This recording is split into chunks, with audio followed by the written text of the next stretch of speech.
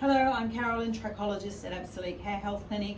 I've got a story for you today about Telogen effluvium because of low ferritin levels. So Telogen effluvium is when you have a hair cycle problem and it's a diffuse type of hair loss, and what we had here was a ferritin deficiency. The level was down at 13. So the reference range for ferritin is 30 to 300. So anywhere around 30 is a physical state of hair loss where the hair cycle will release hair. So she was actually in a state of hair loss. So we went in and we did some treatment. Part of the treatment is raising the ferritin. Now we need to get ferritin to a safe range of 70 to 100 as part of your hair growth treatment, or the best hair growth treatment, and that's also putting the hair cycle back in place for some hair regrowth.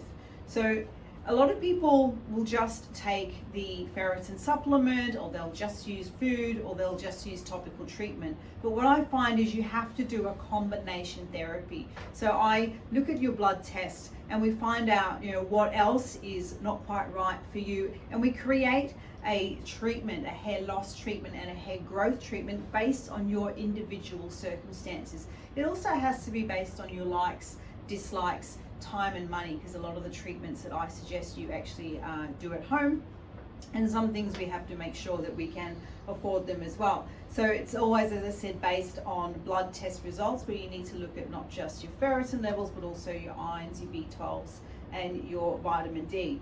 We also provide you with this document called Food for Ferritin. So it's what to eat to raise your ferritin, but also how to eat it and what not to eat. So that's a free document that you can email me to have, and I will always say you've also got to take an iron supplement, or you may even need iron infusions. We then come in and we want to stop the hair loss. So for that I would use a combination of our Activance and our GRN. So whilst we're in a state of hair loss, we actually want to try and stop the hair loss and bring the hair back into the growing phase. So we need to do this for a period of 4 months. And we also will use things that do not have minoxidil. So our GRN is a hair growth serum, but it's also a stop hair loss and prevention of hair loss, but there's no minoxidil in sight here as well.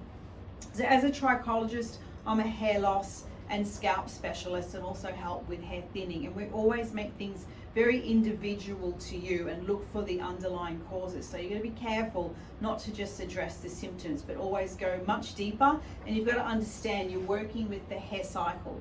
People think it's always pattern hair thinning, so even with these photos we show you through the top, but what she had was diffusely, the hair had terribly broken down.